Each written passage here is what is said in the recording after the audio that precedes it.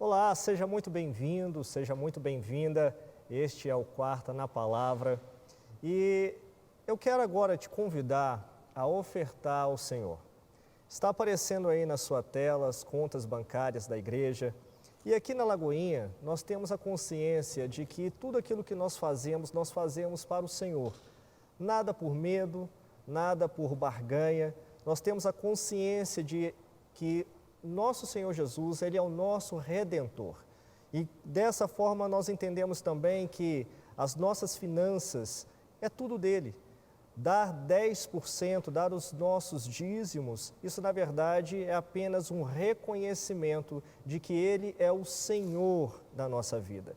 E da mesma forma também as ofertas. Então, fique à vontade, você pode aí fazer o seu depósito, está aparecendo as contas bancárias, e que você faça isso para a honra e glória do nosso Senhor Jesus. Amém? Vamos lá, vamos para o nosso estudo. Vamos dar continuidade ao nosso estudo da carta de Paulo aos Romanos.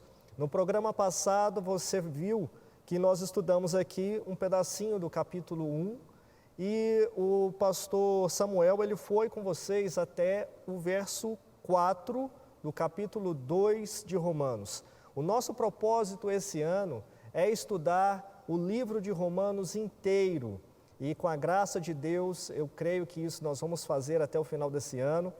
E se você está chegando hoje, não tem importância não, você não está perdendo muito. Se você puder, vá lá depois no YouTube, assista os programas anteriores, mas fique ligado conosco que hoje nós vamos estudar a partir de Romanos 2, do verso 5 até o 29, se assim o nosso Senhor permitir. E eu quero então começar lendo do verso 5 ao verso 11. Eu dividi hoje esse estudo em 3 partes principais, que eu vou chamar aqui de o juízo de Deus aos moralistas é justo, e nós vamos estudar isso do verso 5 ao verso 11. A segunda parte será do juízo de Deus aos moralistas é imparcial, e a terceira parte será chamada de derrubando a falsa confiança dos judeus na lei. A segunda parte vai do verso 12 ao 16 e a terceira vai do verso 17 até o verso 29. Amém? Eu vou ler aqui essa primeira parte e a seguir nós oramos. Romanos 2, 5 a 11. Está escrito assim: mas, segundo a tua dureza do teu coração impetinente, entesouras ira para ti no dia da ira e da manifestação do juízo de Deus, o qual recompensará a cada um segundo suas obras, a saber, a vida eterna aos que, com perseverança em fazer o bem, procuram glória, honra e incorrupção. Mas a indignação e a ira aos que são contenciosos, desobedientes à verdade e obedientes à iniquidade. Tribulação e angústia sobre toda a alma do homem que faz o mal, primeiramente do judeu e também do grego. Glória, porém, e honra e paz a qualquer que pratica o bem, primeiramente ao judeu e também ao grego. Porque para com Deus não há acepção de pessoas. Vamos orar? Querido Deus, Pai, nós te agradecemos pela oportunidade de estarmos aqui estudando a Tua Palavra, a preciosa e gloriosa Palavra que o Senhor nos deixou para a edificação e exortação da Tua Igreja. Pai, ilumina, Senhor, os olhos do nosso entendimento para a Tua Palavra nesse dia e que seja assim para a honra e glória do Teu nome. Amém, amém e amém. Meus irmãos, então, conforme eu disse, hoje nós vamos dividir a exposição desse texto em 3 partes. E essa primeira parte é a respeito do o juízo de Deus aos moralistas, ele é justo. E eu vou, então, destacar 5 pontos importantes nessa primeira parte. E o primeiro ponto é: a demora do julgamento não diminui o peso da sentença. O segundo ponto será: o juízo de Deus, ele é individual, intransferível e absolutamente justo. O terceiro ponto será: no julgamento divino haverá penalidades e recompensas eternas. O quarto ponto será: a salvação é pela fé, mas o julgamento são pelas obras. E o quinto ponto é: não há imunidade especial no julgamento divino. E em primeiro lugar, é exatamente esse ponto: a demora no julgamento de Deus, isso não diminui o peso da sentença. Nesse primeiro verso, verso 5, está escrito: mas, segundo a dureza do teu coração, o teu coração impetinente entesouras a ira para ti, no dia da ira, da manifestação do juízo de Deus. Algumas pessoas podem pensar que, por elas não estarem sofrendo as consequências da dureza e da impetinência do coração, essa demora na execução da sentença, talvez elas pensem que seja a aprovação de Deus. Mas é muito pelo contrário. A palavra de Deus diz que tudo aquilo que a pessoa faz, ela está entesourando algo para o bem ou para o mal. Tudo o que nós fazemos é como se fosse um investimento nesse banco celestial. As nossas obras servem como um entesouramento, algo que você vai acumulando ao longo do tempo. E aqueles que praticam o mal, aqueles que estão na iniquidade, essas pessoas, elas estão acumulando ira para o grande e terrível dia do Senhor. E isso é muito sério. As pessoas, elas têm que tomar cuidado com isso, porque a demora na execução de uma sentença, isso não diminui a gravidade dessa sentença. Francis Schaeffer, ele diz que, na verdade, ele tem razão quando diz que tudo o que nós fazemos tem consequências eternas. Então, mesmo que uma pessoa ela não esteja sofrendo no presente as consequências da dureza do seu coração, a palavra diz que ela está entesourando ira para si mesma. A vida, ela não se encerra com a morte. Isso é um fato. A vida, ela não termina aqui. E é exatamente por isso que tudo aquilo que nós fazemos aqui, isso vai ter um eco na eternidade. Ou então, por isso nós podemos concluir, a partir desse verso 5, lendo esse verso 5 de Romanos 2, que ou nós estamos acumulando bons tesouros no céu, ou estamos acumulando ira para o dia do julgamento. E em segundo lugar, nessa primeira parte, eu quero destacar que o juízo de Deus, ele é individual, intransferível e absolutamente justo. O verso 6, ele diz que Deus retribuirá a cada um segundo o seu próprio procedimento. Preste atenção, Deus vai retribuir a cada um segundo as suas obras. Agora, é importante dizer o seguinte: Paulo, ele não está dizendo aqui que a salvação, ela ocorre mediante as obras. Ele não está falando isso aqui. Ele está dizendo que o julgamento será por causa das nossas obras. E é fato que aquele que foi justificado pela fé, ele produz obras justas, ele produz boas obras. E aquele que não foi justificado, igualmente, produz obras de iniquidade, porque a sua natureza ainda está dominada pelo pecado. Então, fazendo esse destaque, fazendo esse apontamento, perceba, Paulo ele está salientando aqui sobre a imparcialidade do julgamento de Deus com relação aos judeus e aos gentios. Afinal, o julgamento divino, ele é pessoal. Cada um será retribuído segundo as suas próprias obras. O julgamento, ele é também intransferível e absolutamente justo. Isso significa que aquilo que o homem semear, isso ele vai colher. Esse é um princípio da justa retribuição que orienta todo o nosso senso de justiça. E o senso de justiça humana, ele se estabelece exatamente nessa consciência de uma justiça retributiva. Aquilo que vai romper esse senso de justiça é exatamente a graça. É por causa da graça que nós deixamos de receber aquilo que merecemos e recebemos aquilo que não merecemos. A graça, ela quebra esse senso de justiça.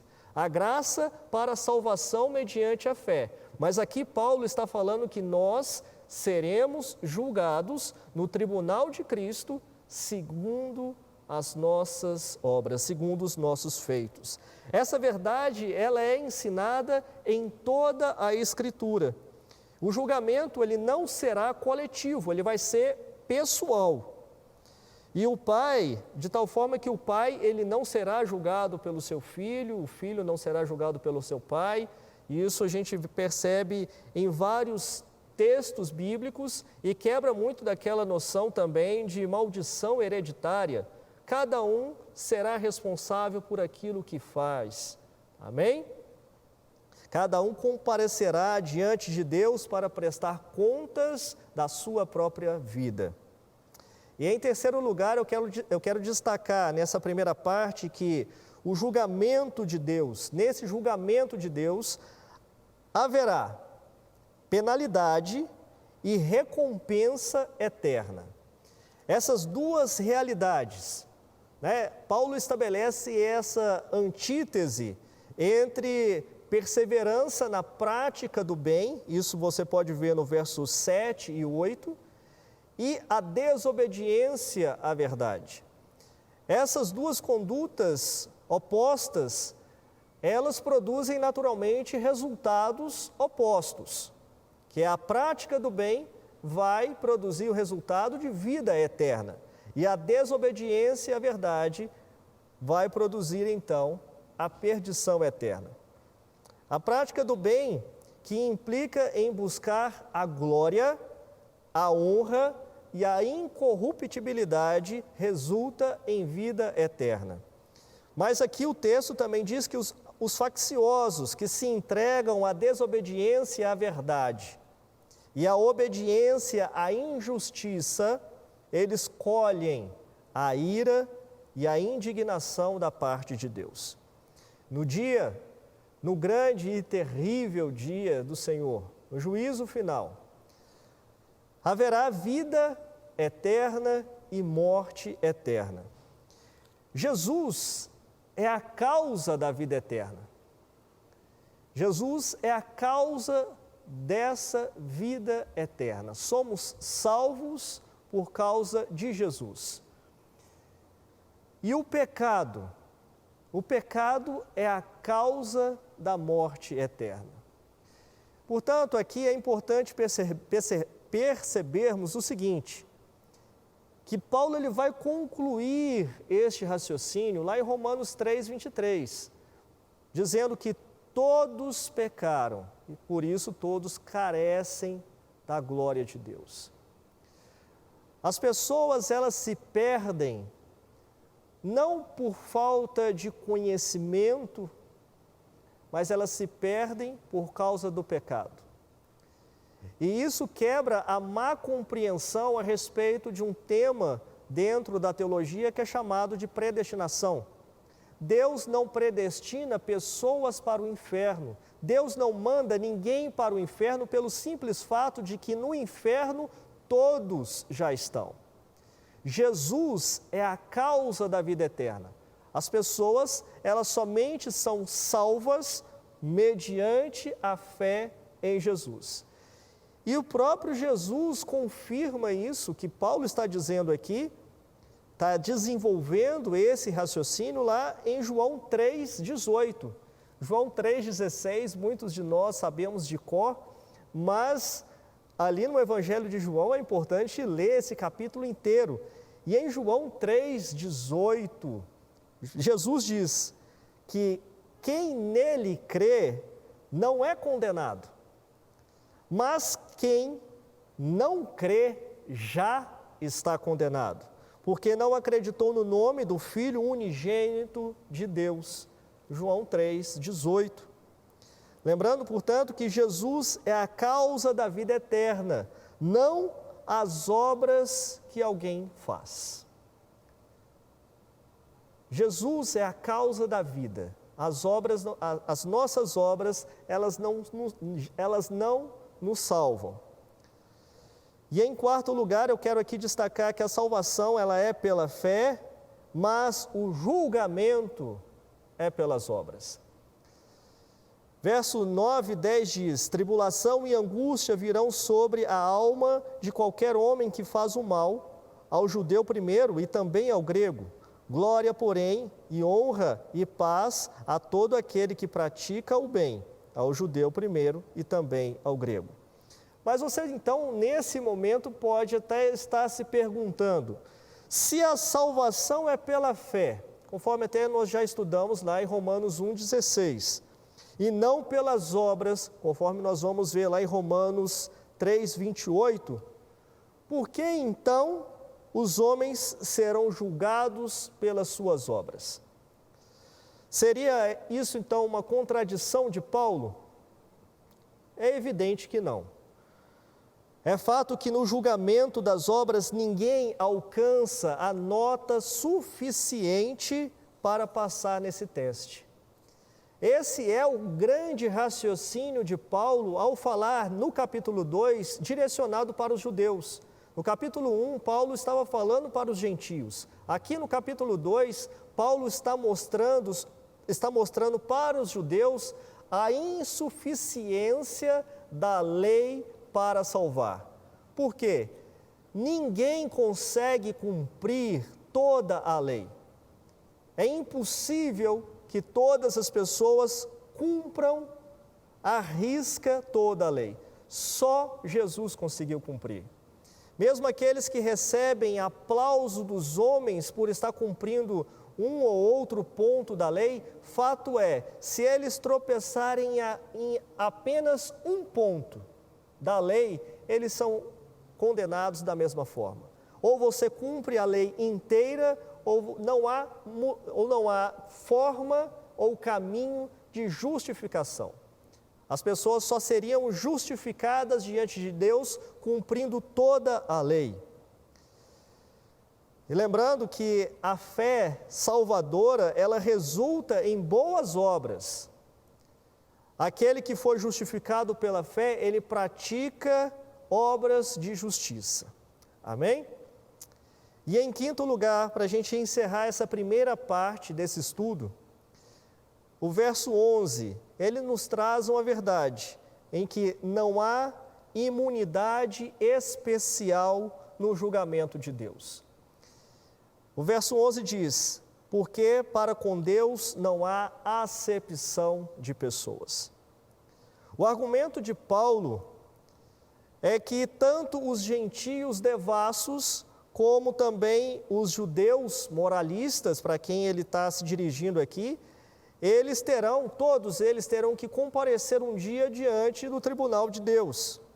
E o argumento de Paulo é esse: ambos serão julgados pelos mesmos critérios, e Deus não inocentará o culpado, seja ele judeu e grego. Esse verso de que Deus, ele não faz acepção de pessoas, ele tem até sido tirado do contexto para reforçar e fundamentar a falsa ideia de que Deus, então, vai salvar a todos. Pois já que ele não faz acepção de pessoas, ele é amor, então ele um dia vai salvar todos, e aí nós temos até a teologia da salvação universal ou universalismo. É uma falsa ideia, tirando esse texto do contexto, porque não é isso que Paulo está dizendo aqui.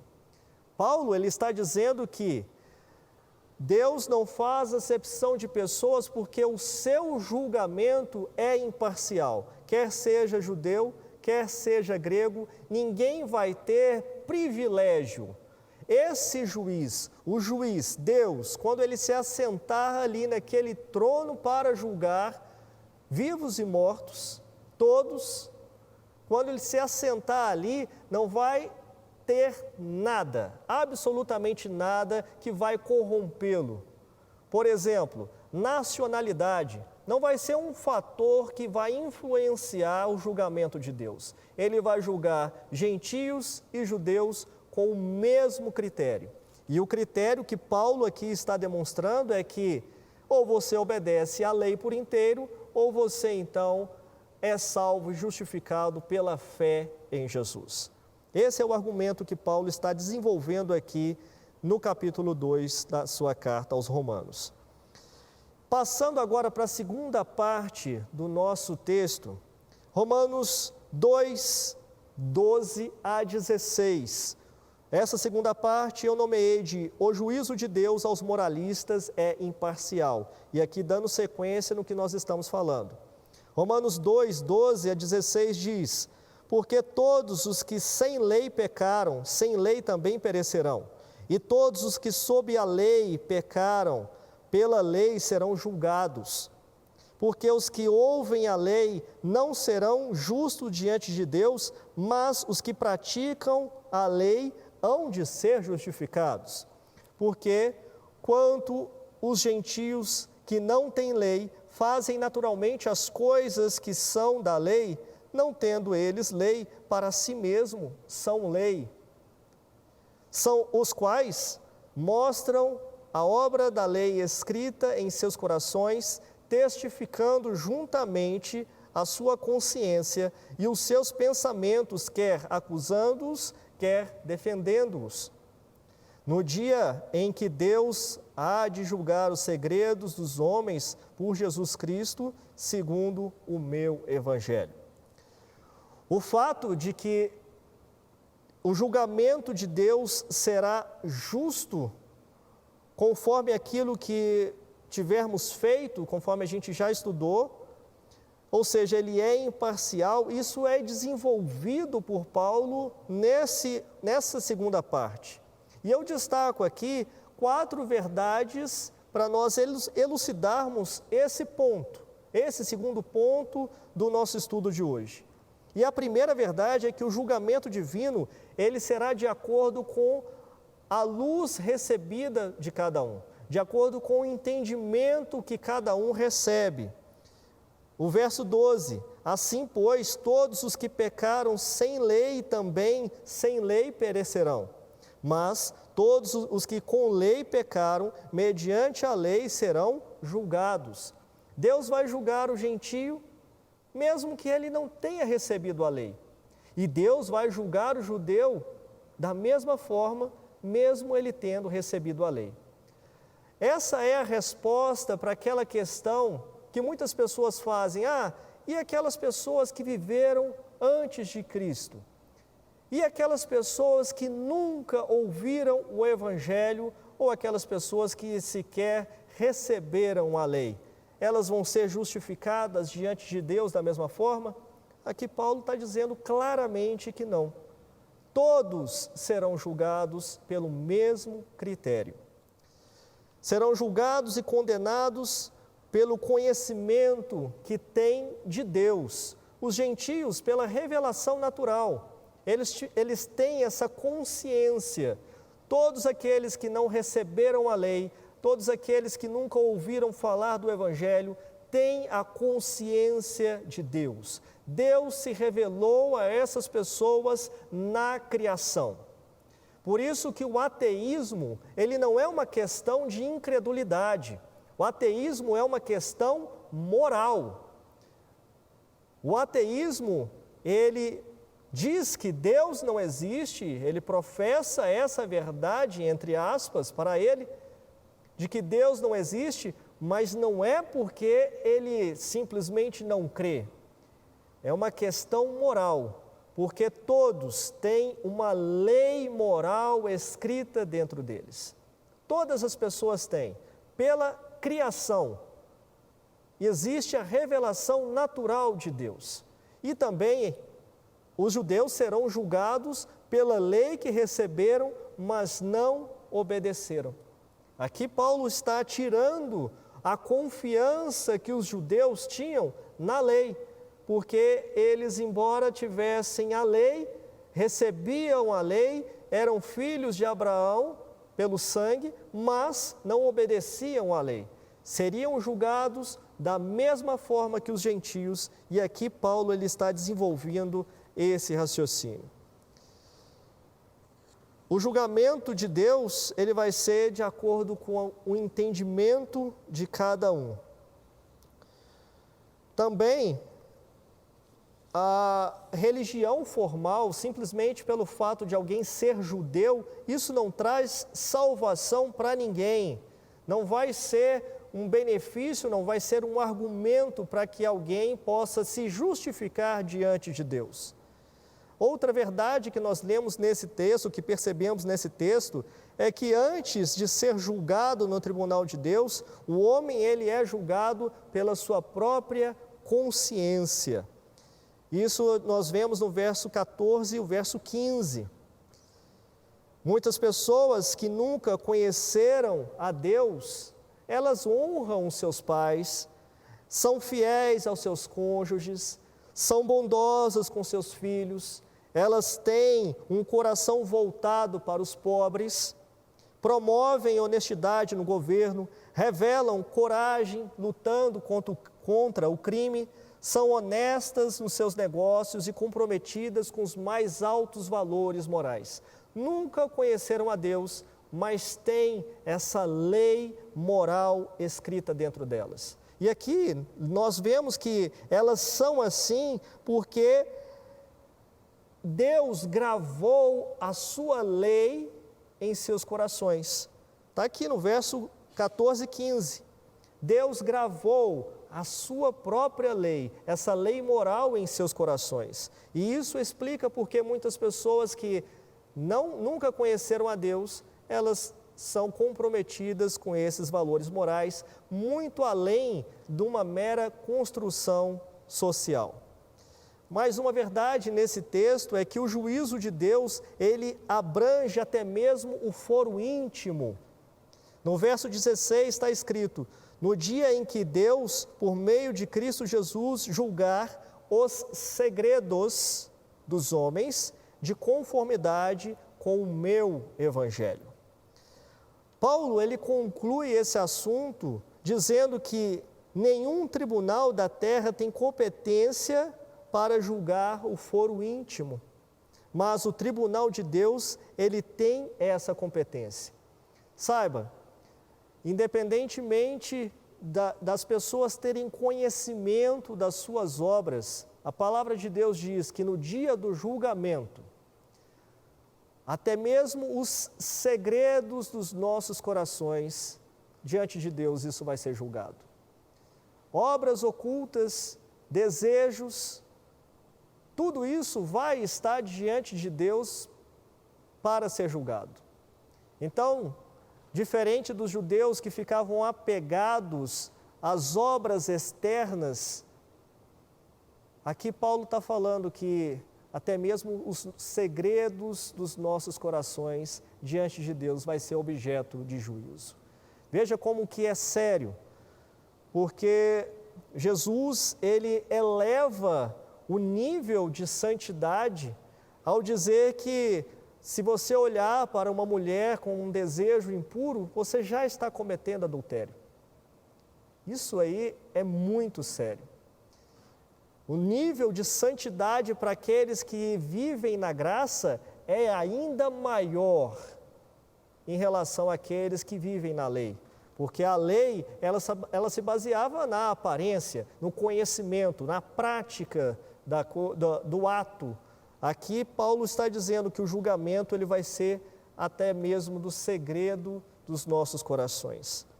É um juízo extremamente abrangente e que faz com que isso traga um temor muito maior sobre os nossos corações, sobre as nossas vidas. E Deus ele já definiu a abrangência desse julgamento. naquele grande e terrível dia do julgamento em que todos estarão diante de Deus, Deus não julgará só os atos públicos dos homens, mas também os seus segredos, conforme eu disse. E isso coloca em xeque os moralistas que confiavam tão somente nas suas obras.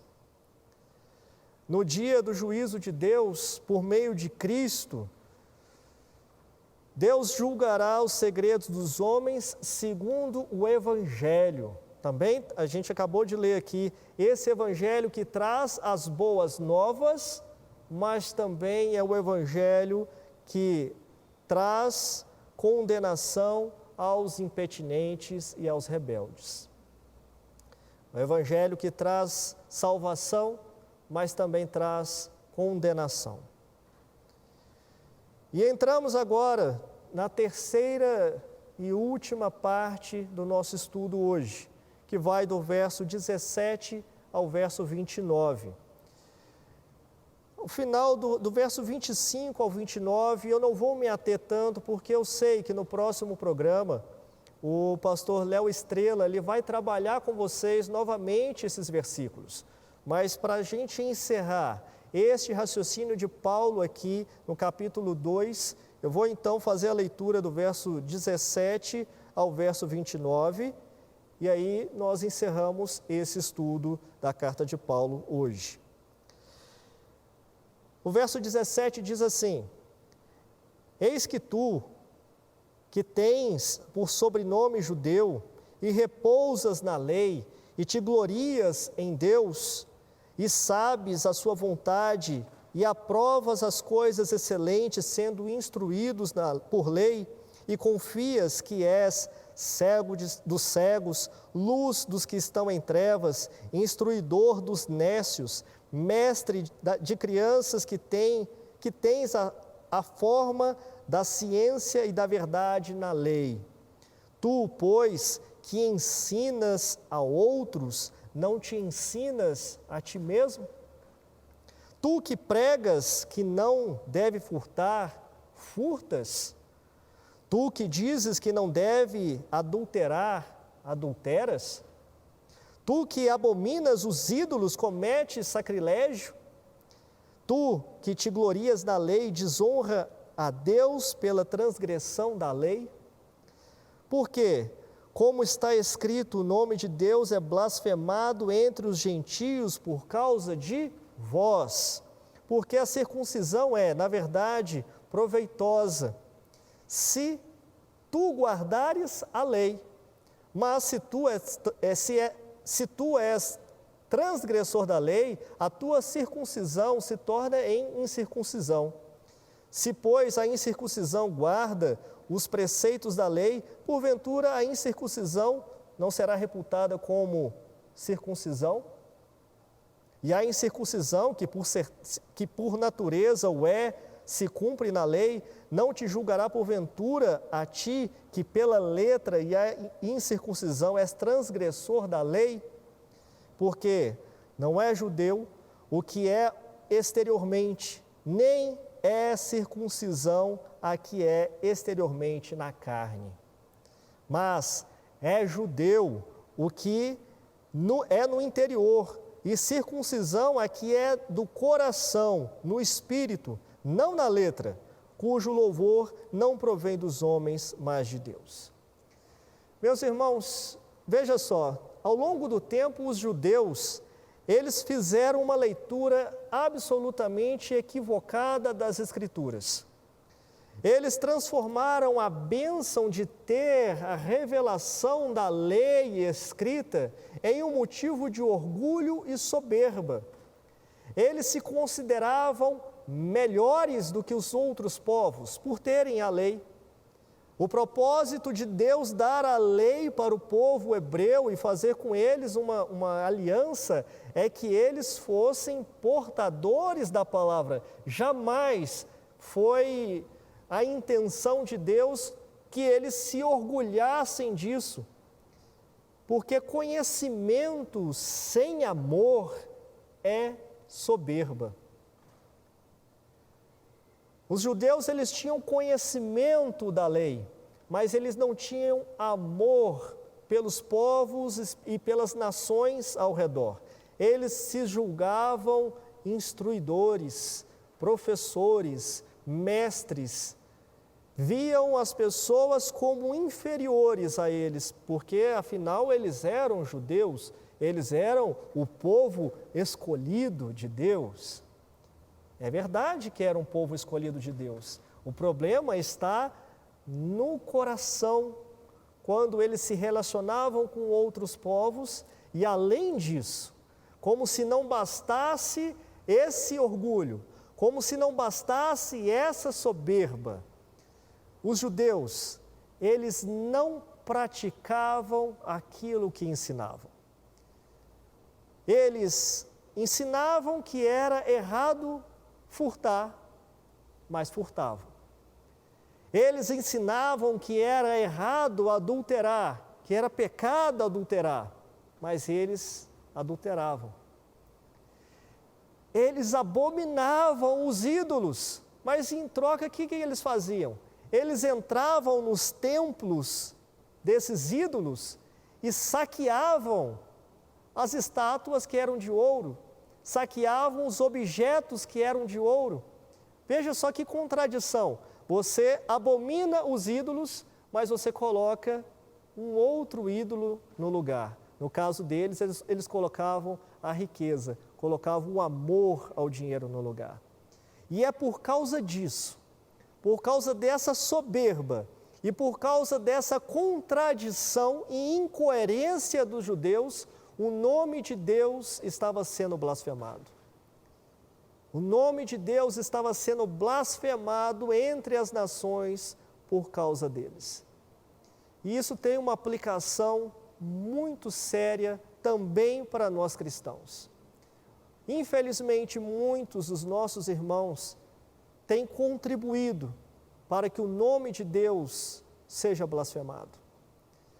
Essa incoerência entre o que se fala e o que se faz, isso tem sido algo terrível e devastador para a igreja de nosso Senhor Jesus.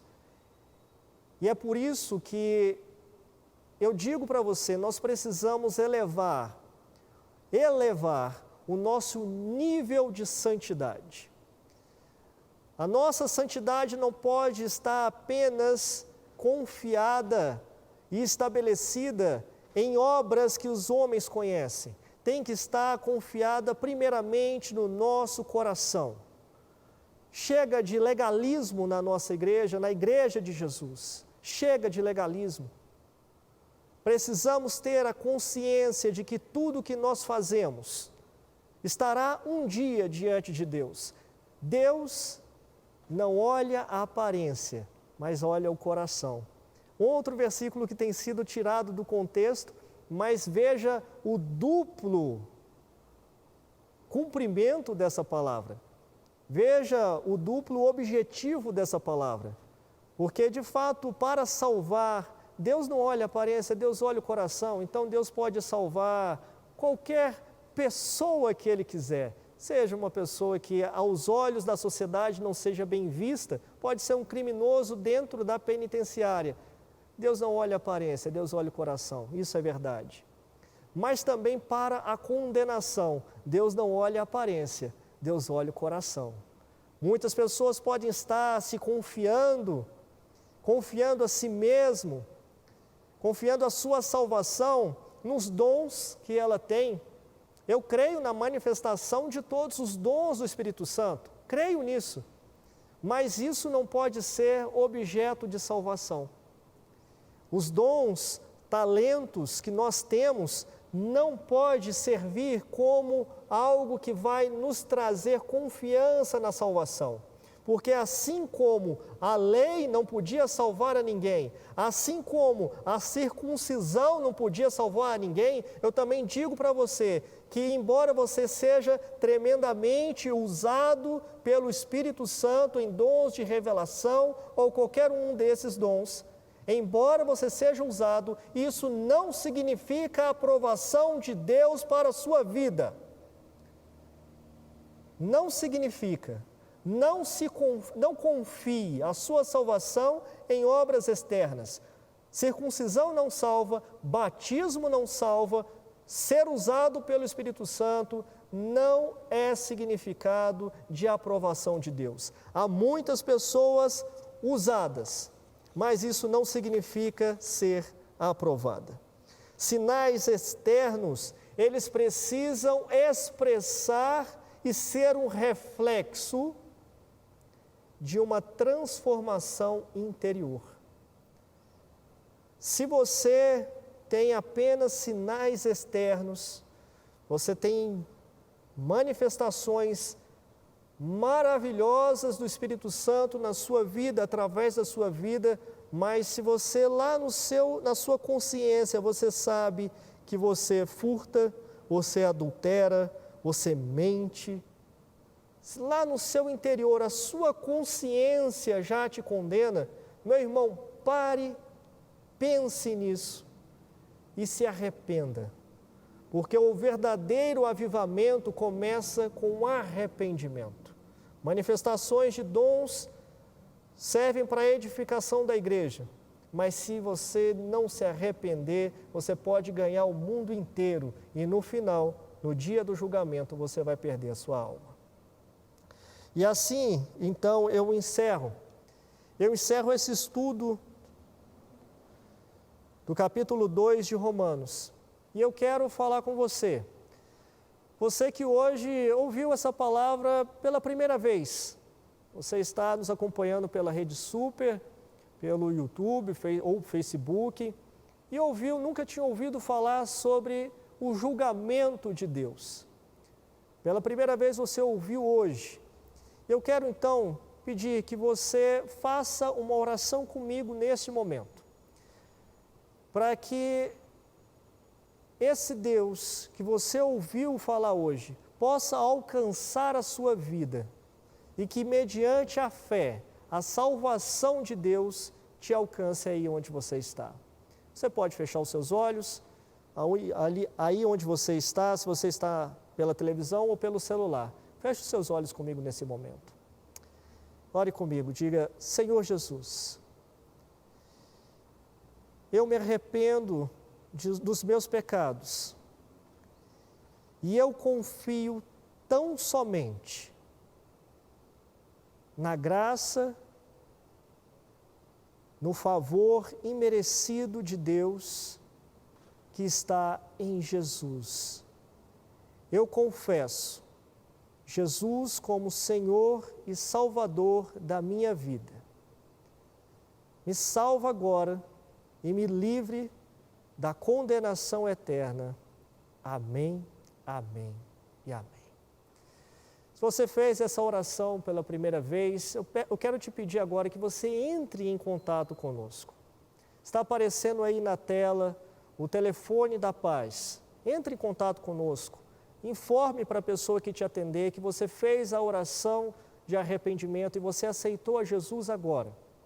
Ou então, se você está aí no celular, você pode entrar em contato conosco também pelas redes sociais, ou então até mesmo pelo e-mail, quarta@lagoinha.com. Entre em contato conosco e eu creio que nós vamos te ajudar. Qualquer pessoa que te atender vai te dar o direcionamento e nós queremos caminhar com você. E eu também quero aproveitar para falar com você que já ouviu essa palavra antes, mas entende que você está longe, que você, de fato, tem confiado em outras coisas a não ser na graça e na fé em Jesus. Meu irmão, se arrependa. Se arrependa dos seus pecados, para que no último dia, você, mesmo tendo feito tantas coisas, não esteja do lado daquelas pessoas que vão dizer: Senhor, Senhor, fizemos tantas coisas em Teu nome, e Jesus naquele dia vai dizer: aparta-te de mim, eu não te conheço. Se arrependa, volte-se para o caminho do Senhor. Este é o momento de Deus para a sua vida. Nada é por acaso, você não está assistindo esse programa por acaso. Entre também em contato conosco, vou ter o maior prazer de te dar também direcionamento, e qualquer dúvida que você tiver, pode mandar que eu estou à disposição. E eu quero encerrar então esse programa, agradecendo a sua audiência e convidando você para que você esteja conosco no próximo programa. Pastor Léo Estrela, ele vai começar aqui a partir de Romanos 2, do 25, e ele vai até o capítulo 3, verso 8. Vai ser um programa imperdível, concluindo todo esse raciocínio que Paulo está desenvolvendo aqui em sua carta. Que Deus te abençoe e até o nosso próximo programa, em nome de Jesus.